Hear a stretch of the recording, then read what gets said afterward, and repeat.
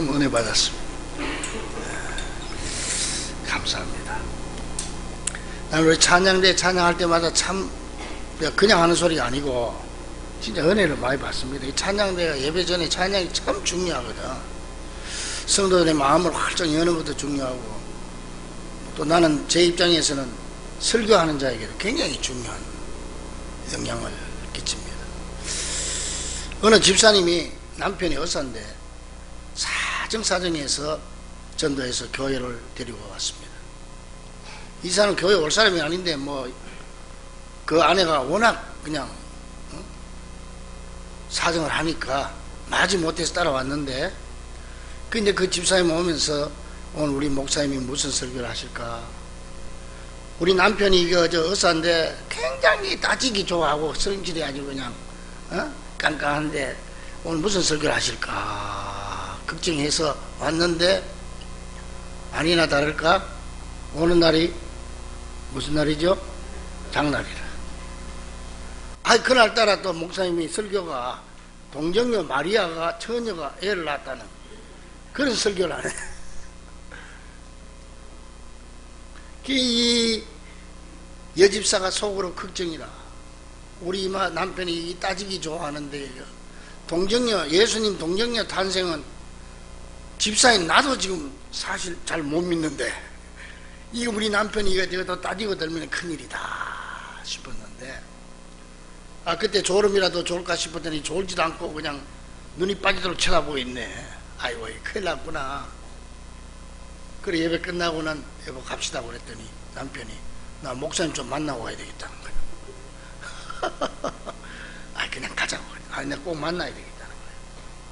그래 이제 그 남편을 데리고 마지 못해서 목양실로 데려갔더니 문을 열지요. 문을 열더니 다짜고짜로 목사님, 지금 세상이 어떤 세상인데 그런 설교를 하십니까? 이래 나올 줄 알고 딱 마음에 준비를 했는데 양반이 목사님한테 인사를 탁 하더니 목사님 오늘 설교 잘 들었습니다. 제가 생물학을 하면서 의사가 됐는데 개구리 알을 가지고 전기 충격을 줘가지고 처녀 생식에서 개구리를 부화시킨 적이 있습니다. 개구리 알이 그렇게 되는 모양이죠. 하나님의 큰 능력으로 마리아를 감싸고 하나님의 능력으로 덮으셔가지고 나가면 아마 그때도 마리아에게 그 큰 능력 때문에 마리아가 임신하게 될 것 같습니다. 그렇게 해서 처녀가 임신했다고 하는 건 이건 분명히 과학적으로 근거가 있는 말씀입니다. 목사님 감사합니다. 그러더라. 할렐루야. 지가 믿음이 없으니까 남편도 믿음이 없는 줄 알고 말이지. 꼭 그래요. 자기가 교회 오기 싫으니까 남편 핑계대고 그런 경우가 많아요. 누가 믿음이 더 좋아요? 오늘 처음 나온 남편이 훨씬 믿음이 좋아. 그러니까는 옆 사람하고 얘기하세요. 예수 똑바로 믿읍시다 그래요. 옆 사람한테. 예수 똑바로 믿어야 돼. 오래 다녔다고 좋을 거 없어. 똑바로 믿는 게 중요하지. 우리 기독교는 사실 신비의 종교고 기적이 많은 종교입니다. 전부 기적 아닙니까 예수님. 그런데 기적 중에서도 빼어놓을 수 없는 기적이 사실 예수님의 동정녀 탄생입니다. 처녀 마리아가 임신해서 예수님을 낳았다는 거예요. 우리가 이 동정녀 마리아를 기억하려면 먼저 이스라엘의 결혼 풍습을 기억할 필요가 있습니다. 우리나라 결혼 풍습하고 좀 달라요. 이스라엘도요 사실은 결혼 풍습 전통적으로 당사자들끼리 요즘 그러지만 2000년 전에 예수님 시대의 그 모습을 보면은 그렇습니다. 양가 부모들이 네 아들 놓고 내 딸 놓으면 우리 결혼시키자. 그래야 미리, 우리나라도 옛날에 그랬잖아요. 그렇게 해서 짝지어 줍니다. 이 어릴 때부터 그렇게 짝지어 주는 걸 약혼한다고 그럽니다. 약혼. 우리나라 약혼하고 좀 다르죠. 그리고 이 아이가 자라서 나이가 12살에서 14살쯤 되면 이제 이 신랑 될 사람이 신부 될 여자 집에 찾아갑니다. 가서 대문 앞에 서서 큰 소리로 외칩니다. 어디에 사는 무슨 지파 누구 아들 아무개가 아무개 딸과 결혼하고 싶어서 왔습니다. 대문 앞에 소리져요. 우리 같으면은 말이죠, 경주 최씨 광정공파 32대 손 최후덕 목사의 아들 최창수가 이 집 딸하고 결혼하고 싶어서 왔습니다. 그러면은 그 부모가 나와서 아이고 어서 오라고 이제 데려갑니다. 데려가면은 그때 이제 옆에 중매제에 비슷한 사람이 또 있어요. 흥정을 하는 사람도 있어. 그래서 그 아이 지참금을, 이 집에 오면 지참금을 얼마 주고, 그때 나 지참금 주고 데려가. 지참금 얼마 주고, 또 그리고 남편 될 사람이 아내에게 주는 서약서가 있어. 앞으로 평생 동안 내가 당신을 행복하게 하고 헤어지 잘 살겠다고 하는, 요새 말하면 결혼 서약 비슷한 거지. 서약서를 또 전달해주고, 그래서 끝나면, 그러면 신부될 그 아이의 처녀의 부모가 그거 듣고 합당하면은 오케이 하면 이제 그때부터 그게 뭐냐 하면은 정혼하는 거예요. 정혼. 그 정혼 딱 하게 되면 이때부터 사실은 법적인 부부가 되는 겁니다. 그래서 법적으로 완전히 부부가 돼가지고 이때부터는 결혼할 때까지 결혼하기 안 했지만은 완전 부부같이 상속권이라든지 호적권이라든지 이런 걸 받게 되는 거예요. 단 하나 못하는 게 동침하지 못한다는 거, 요거 빼고는 다 부부하고 똑같습니다. 그래서 여러분 마태복음 1장 19절에도 보면은 정혼한 마리아가 정혼이, 우리 과거 성경에는 정혼했다고 그랬는데 요새 성경은 약혼했다고 그랬나 아까 보니까, 그렇죠? 이거는 사실 이제 우리가 이제 이해하기 쉽게 하기 위해서 약혼이라고 했는데 사실은 정혼이 맞는 거예요. 우리나라 정혼 제도가 없기 때문에 여기 이해하라고 약혼이라고 써놨는데, 이 정혼한 마리아가 임신한 사실을 알고 이걸 보고 정혼했던 요셉이 망설이고 있을 때 이걸 과연 데리고 와야 되냐 아니면 아이를 키워야 되냐 뭐 이런 걱정을 하고 있을 때 천사가 남편 요셉을 찾아갔다고 했어요. 정혼해서는 아직 결혼 안 했잖아요. 그런데 성경에 마태복음 1장에 보니까 남편 요셉이라 그렇게 했고, 또 마태복음 1장 20절에 보니까 요셉에 가가지고 내 아내 마리아 데려오기를 무서워하지 마라, 그런 말. 그 아직 결혼 안 했지만 이미 정혼하면은 남편과 아내를 이렇게 불린단 말이에요. 자, 이때부터 이제 그러면 정혼하게 되면 어떠냐, 신랑의 남편, 신랑의 아버지는 그 사돈 집에 그 지참금하고, 지참금도 마련해야 되고 또 아들 내외가 살 집도 마련해야 되는 거예요. 이때부터 정혼한 다음부터 마련하는데 요거의 기간이 한 1년에서 3년 정도 걸린다고 그래요. 그러면은 언제든지 1년에서 3년 안에 여하튼 집이 마련되면은 이 신랑이 신부 집에 가서 언제든지 신부를 데리고 와서 같이 살 수 있는 거예요. 근데 그게 언제 갈지 모르지. 1년 후에 올지 1년 반 후에 올지 뭐 다음 달에 올지 모르니까 신부는 그때부터 정혼한 다음부터 항상 준비하고 신랑이 올기를 기다려야 돼. 그래서 성경에 보니까 있죠. 신랑이 밤중에 들어오니까 신부 친구들이 가서 맞이하고 등불을 준비하지 못한 자는 못 가고 이런 얘기가 나오고, 그래서 그런 거예요. 언제 갈지 모르는 거예요. 여하튼 신랑 마음이야. 이제 이때부터 준비가 되면 가는 거예요. 자, 보세요. 지금 마리아가 천사 가브리엘에게 네가 아이를 가질 것이다, 이름을 예수라 하라고 한 이때가 바로 이 기간입니다. 마리아가 정혼을 하고 단장을 하고 지금 요셉이 오기만을 기다리는 지금 그런 상태에 있는 그 시기에 느닷없이 하늘의 천사 가브리엘이 나타나가지고 은혜를 받은 자여 평안할지어다 그러면서 보라, 네가 잉태하여 아들을 낳으리니 그 이름을 예수라 하라.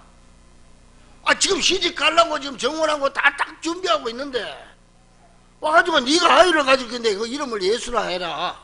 응? 그래, 마리아가 깜짝 놀라는 거지. 암만 천사지만은 깜짝 놀랄 거 아니요. 그래서 뭐라고, 아니 나는 남자를 알지 못하니 어찌 일이 있으리까.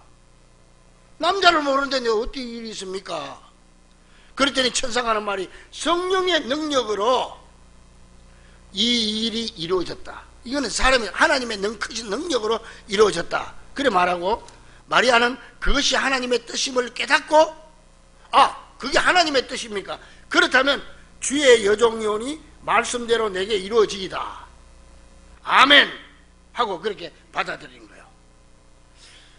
이때 마리아 나이가 16살에서 18살 정도 됩니다. 자, 그렇다면 여러분, 이 세상의 수많은 여인들 중에서 마리아가 과연 어떤 사람이었기에 예수님을 잉태하는 은혜와 예수님의 어머니가 되는 영광을 입게 되었을까요? 마리아는 과연 어떤 사람이었습니까? 자, 먼저 마리아는 지극히 평범한 여인이었습니다. 성경을 보면 마리아에 대해서 뭐 별다른 구절이나 특별한 말씀이 안 나옵니다. 그저 평범한 여인으로 소개됩니다. 26절, 27절 보니까 여섯째 달에, 이 여섯째 달은 이제 그 사촌이 엘리사벳이 세례 요한을 임신한 지 6개월 됐다 이 말이에요. 그 세례 요한이 예수님보다 6개월 빨리 세상에 태어났잖아요. 그 여섯째 엘리사벳은 임신 6개월이 되고 요때 바로 그날이 예수님 잉태됐으니까 6개월 차이 나는 거 아닙니까? 여섯째 달에 천사가 천사 가브리엘이 하나님의 보내심을 받아 갈릴리 나사렛이라는 동네에 가서 다윗의 자손 요셉이라는 사람과 약혼한 처녀에게 이르니, 여기서 약혼이 사실 정혼입니다. 그 처녀의 이름은 마리아라, 이렇게 돼 있어요. 이 말씀 보면은 마리아가 무슨 뭐 부잣집이나 혹은 명문가의 집안의 딸이 아니었다는 걸 잘 알 수가 있습니다. 이스라엘에는 특히 성경에도 보면 꼭 사람을 이름을 부르고 앞에 수식을 넣습니다. 어떤 사람 이렇게 유다는 유다인데 가룟 유다, 또 예수님 제자 유다, 이렇게 이제 딱 이름 앞에다 수식을 넣는데, 그러니까는 약혼자 요셉을 말할 때도 다윗의 자손 요셉이라 뭐 이렇게 넣잖아요. 그런데 마리아를 말할 때는 그 혈통이나 가문에 대한 언급이 전혀 없습니다. 그러니까 넣을 게 없다는 거지. 그러니까 한마디로 갈릴리 나사렛이란 동네에 산다, 이것밖에 없어요. 내놓을 게 하나도 없는 평범한 여인, 그저 시골 동네 이름뿐입니다. 이 갈릴리 나사렛이 어떤 동네냐면은 요한복음 1장 45절에 보니까 예수님 오기 전에 말라기에서 예수님까지가 400년 동안 선지자가 한 사람도 안 나타났다고 그랬잖아요. 이때를 영적 암흑기라고 그래. 400년 동안 하나님과 이스라엘의 관계가 끊어지고 선지자가 나타나지 않으니까 그저 백성들이 그냥 얼마나 하늘을 쳐다보고 갈망을 하고 선지자 보내주세요 했는데, 이때 예수님이 나타나시죠. 세례 요한이 먼저 왔지만은, 세례 요한이 왔다가 세례 요한이 예수님의 바톤을 넘겨줬지요. 그러니까 이 예수님을 누가 빌립이 만났어. 제자 빌립이 만나고, 야, 우리가 그렇게 기다리던 메시아 선지자가 왔다. 그래가지고 어디 쫓아갔느냐? 나다나엘에게 쫓아간 거예요. 나다나엘에게 쫓아가서 나다나엘, 우리가 기다리던 선지자가 왔습니다. 그 어디 사람인데 어디서 왔어? 그러니까 갈릴리 나사렛에서 왔습니다. 그랬더니 이때 나다나엘이 뭐라고 하는지 아세요?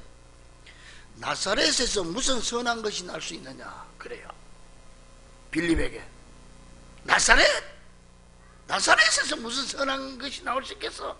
이러는 거예요. 그러니까 이걸 보면은 나사렛은 그 당시에 아주 천대받고 무시받았던 시골 촌동네였다는 거예요.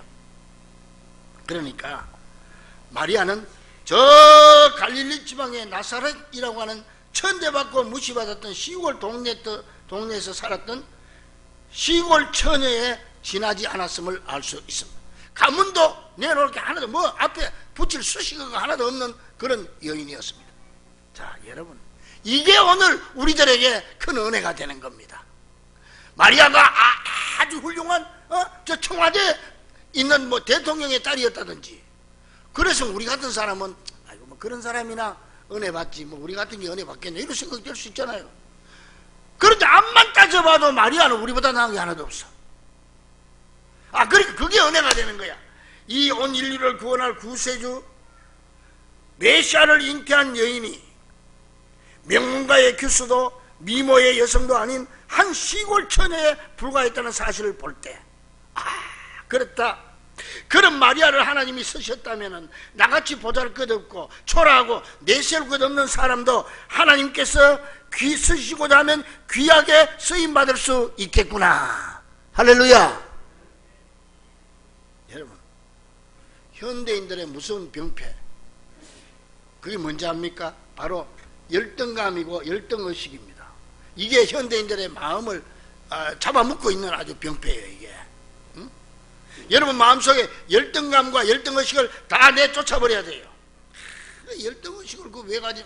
소유에서 오는 열등의식, 지위의 열등의식, 신분의 열등의식, 배움의 열등의식, 미모의 열등의식, 심지어는 할아버지들끼리 모여놓으면 손자 없는 열등의식. 뭐 손자 없는 사람은 기가 팍 죽어가지고 손자 자랑만 자꾸 하니까 손녀 없는 열등의식. 별 열등의식이 다 있어. 그런데 이런 열등의식이 어디서부터 옵니까?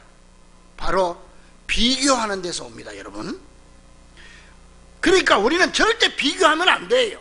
비교할 게 따로 있지. 우리가 분명히 알아야 될 거는 우리는 비교할 수 없는 존재예요. 하나님은 우리 하나하나를 작품으로 만들었지 상품으로 만들지 않았다는 사실이에요. 상품은 비교할 수가 있어. 이거 살까 이거 살까 비교해서 가격이나 용도나 해서 내가 고를 수 있는데, 우리 인간은 상품이 아니야. 하나님이 상품으로 만든 게 아니고 작품으로 만들었어.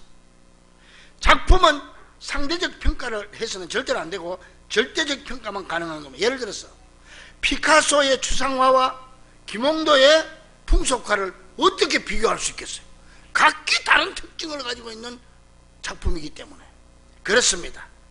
우리 인간은 하나님께서 서로 비교하라고 만든 상품이 아니고 나름대로 하나하나 특징을 준 특별히 만든 하나님의 특별한 작품이라는 사실을 잊지 말기 바랍니다.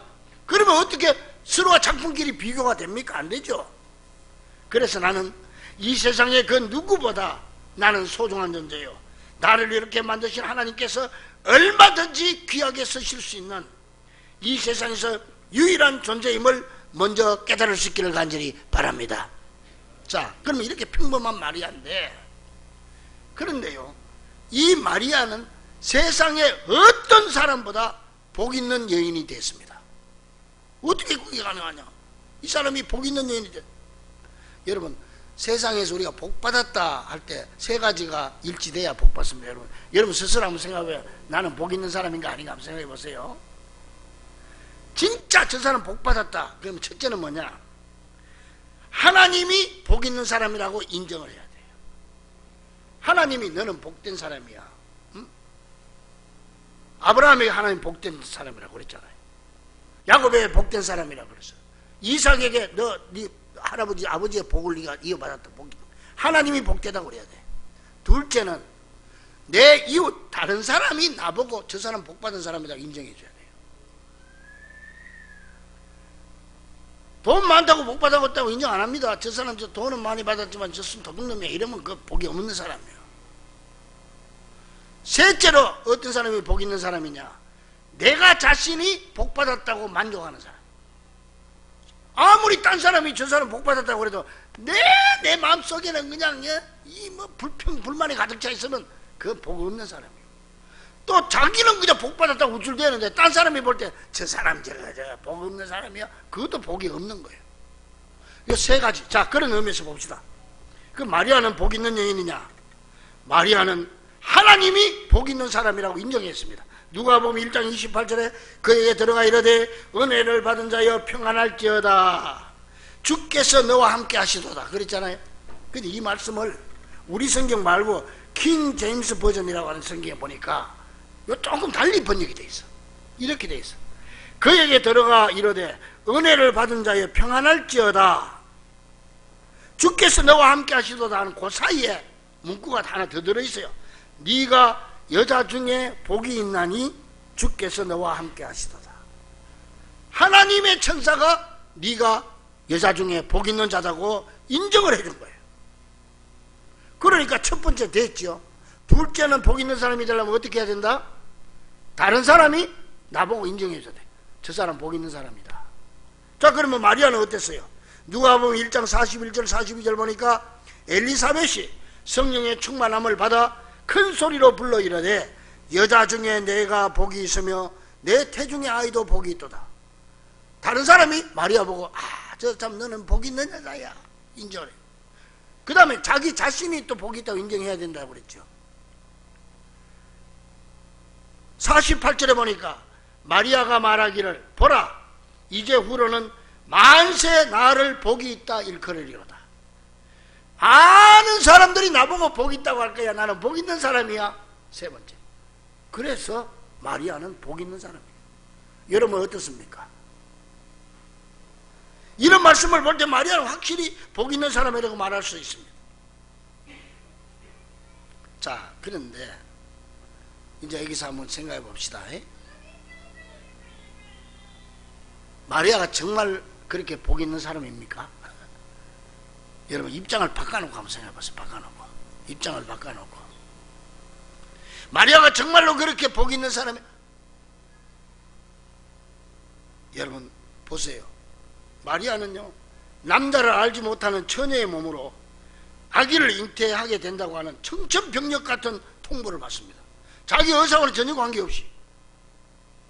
그런데도 복 있는 여자입니까? 마리아는 해산할 곳이 없어서 마구간에서 아기를 낳았습니다. 그래도 복 있는 여자입니까? 마리아는 산후 몸조리할 틈도 없어가지고 갓난아기를 안고 저 이집트로 피난 가야 했습니다. 그래도 복 있는 여자입니까? 마리아는 장남인 예수님이 불과 12살 때 남편 요셉이 7명 내지 8명의 동생들을 낳았어요. 그 예수님 형제가 7, 8명 돼, 남매가.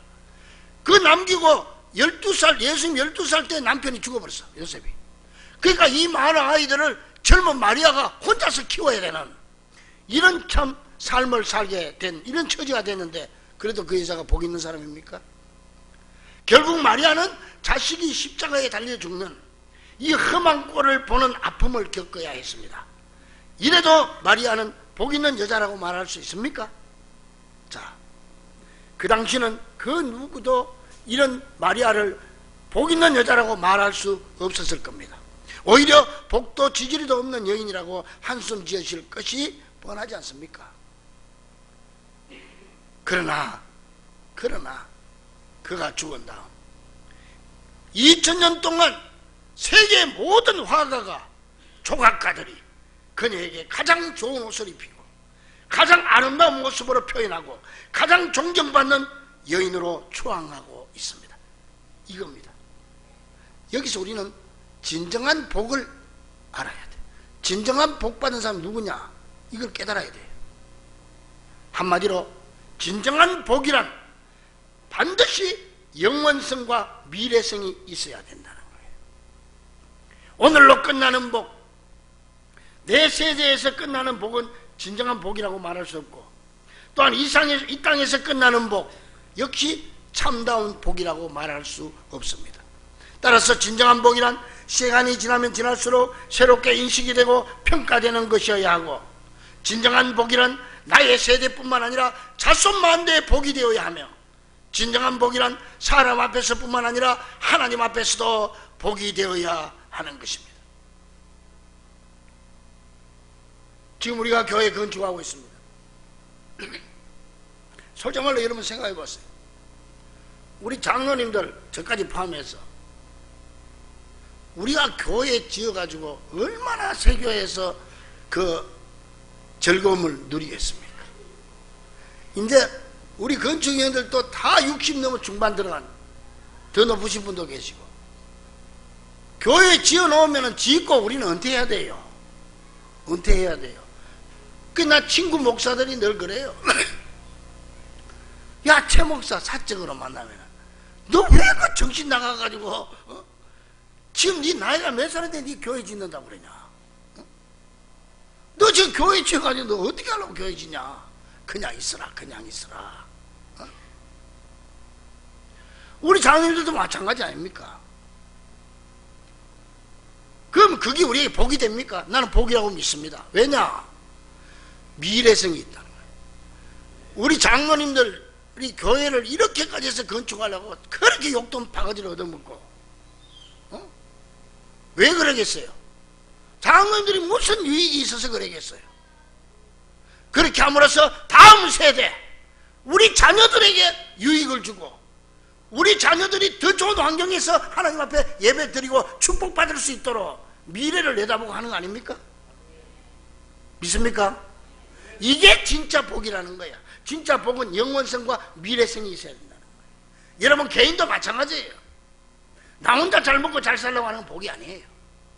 내 자녀들 다음 세대를 위해서 미래성이 있어야 되는 거예요. 그런 의미에서 마리아는 진정한 복을 누린 여인이었음에 틀림이 없습니다. 우리 모두도 이런 복을 누리며 살아가는 귀한 성도들이 되기를 주의 이름으로 간절히 축원합니다. 자, 또한 마리아는 하나님의 뜻이라면 절대적으로 순종하는 순종의 여인이었습니다. 31절에 보라, 네가 잉태하여 아들을 낳으리니 그 이름을 예수라 하라. 정원해가지고 지금 신랑 기다리고 있는 지금 신부한테 이 천사가 와서 느닷없이 그러니까 얼마나 당황했겠어. 얼마나 당혹했겠어. 아마 이때 마리아의 그 당혹한 마음을 정리해보면은 그럴 거예요. 이런 생각이 있었을 거예요. 어떻게 내가 남자를 손목도 한번 제대로 못 잡아봤는데 내가 임신할 수 있을까? 상식과의 충돌이 있었을 거예요. 상식적으로 말도 안 돼. 그러니까 천사한테 그랬잖아요. 내가 남자를 알지 못하는데 어찌 그 일이 있으리까? 이 말이 무슨 말이에요? 지금 내가 임신했다는 말은 상식적으로 안 맞는다는 얘기예요. 이것 때문에 아마 혼란이 있었을, 당황했을 거예요. 그 다음에 이런 생각도 있었을 겁니다. 만약에 내가 지금 그렇게 되면 내가 율법에 저촉이 돼가 율법적으로 내가 죽을 수도 있다. 그때는 율법이 법입니다. 이 율법과의 충돌입니다. 율법에 이렇게 되어 있어요. 약혼한 여자가 다른 남자와의 관계로 임신했을 때 어떻게 하는 내용이 있거든요. 율법에. 신명기 22장 23절 24절 보니까 이렇게 되어 있어요. 처녀인 여자가 남자와 약혼한 후에 어떤 남자가 그를 성읍 중에서 만나 동침하면 너희는 그들을 둘 다 성읍문으로 끌어내가지고 그들을 돌로 쳐 죽일 것이니. 법에 나와 있는 것. 그러니까 지금 마리아는 이 성경을 잘 안단 말이야. 그러니까 내가 여기 아멘 하면은 내가 지금 돌에 맞아 죽을 수도 있다는 거예요. 법적으로. 그것 때문에 당혹하죠. 또 하나 더 있어요. 그건 또 그렇지만은 혹시 그게 막 그냥 슬쩍 넘어간다 할지라도 내 정혼한 남편인 요셉은 나를 어떻게 생각할까? 그렇지 않습니까? 인간관계의 충돌입니다. 내가 요셉에게 이 일을 어떻게 설명할 것인가? 설명한다고 요셉이 믿어줄 것인가? 여러분은 믿겠어요? 성령이 잉태했다고 그러면 여러분 딸이 시집 가려고 지금 약혼해놨는데 결혼 날짜 잡고 있는데 아참 딸이 아니라 아들이 며느리 될 사람이 며느리 될 애가 폐가자고 불러가지고 임신이 되면 어떻겠어요? 집사님 그냥 봐주겠어요? 그러면서 지가 와서 성령으로 잉태했다 그러면 되겠어요? 이런 생각 때문에 혼란한 거예요. 그냥 확실히 다행히 요셉이 시시해가지고 돌에 맞아 죽는 거는 면한다 할지라도 요셉이 나를 버린다면 어떻게 될까? 그렇지 않습니까? 솔직한 말로 우리 남자로서 그 참 그 입장이 곤란하거든요. 이거 여기에 대한 법이 또 있죠. 율법이. 신명기 24장 1절을 보니까 사람이 아내를 맞이하여 데려온 후에 그에게 수치되는 일이 있음을 발견하고 그를 기뻐하지 아니하면 이혼 정서를 써서 그의 손에 주고 그를 자기 집에서 내보낼 것이요. 그렇게 돼 있어요. 이게 법이란 말이에요. 이렇게 마리아는 지금 요셉으로부터 버림을 당할 수도 있다. 이런 문제들이 여러 가지가 마리아를 당혹스럽게 했을 것이고 이 생각들 때문에 마리아는 정말 거기서 그 상황 속에서 아멘하고 순종하기가 힘들었을 겁니다. 그러나 마리아는 어떻게 했습니까? 마리아가 이르되 주의 여종이오니 말씀대로 내게 이루어지이다. 마리아가 이렇게 얘기할 때는 나는 죽어도 좋다는 거예요. 생명 내놓은 거예요. 이혼당해도 좋다는 거예요. 왜? 이게 진정 하나님의 뜻이라면, 하나님이 나를 통해서 구세주를 이 땅에 보낸다고 작정하셨다면 내 하나 목숨 죽어도 나는 이 일을 받아들이겠다는 거예요.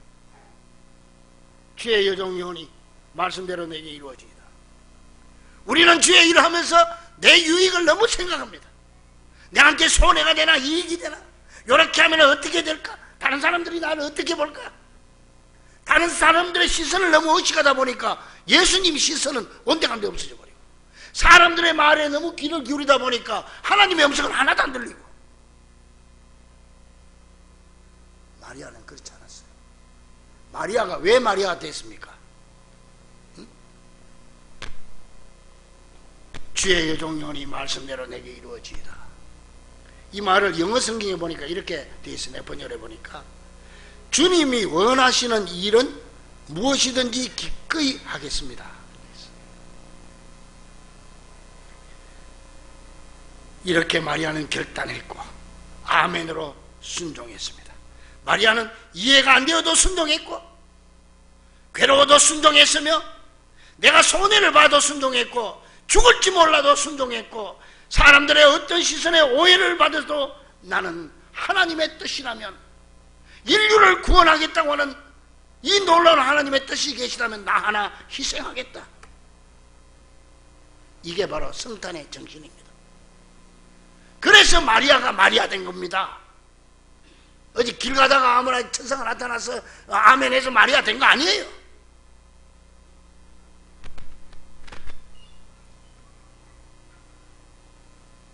마리아는 순종할 수 없는 상황에서도 하나님의 뜻이라면 절대적으로 순종한 여인이었습니다. 이런 마리아의 몸을 통해서 예수 그리스도가 이 땅에 태어난 거예요. 우리도 그런 마음을 가질 때 내 속에서 예수님이 탄생되어지고 우리의 삶이 예수 그리스도의 삶으로 변화되게 될 줄 믿습니다. 그냥 낮잠 자다가 마리아가 예수님 낳은 거 아니에요. 사랑하는 우리 중고 가족들이요, 오늘 우리 이 성탄절을 앞두고 마리아의 이런 믿음을 본받읍시다. 이런 믿음이 있었기에 마리아가 성모 마리아가 된 겁니다. 마리아의 이런 순종과 믿음을 본받을 수 있기 바랍니다. 그래서 마리아처럼 진정 복된 사람으로 살아갈 수 있기를 우리 주 예수 그리스도 이름으로 간절히 축원합니다. 기도하겠습니다.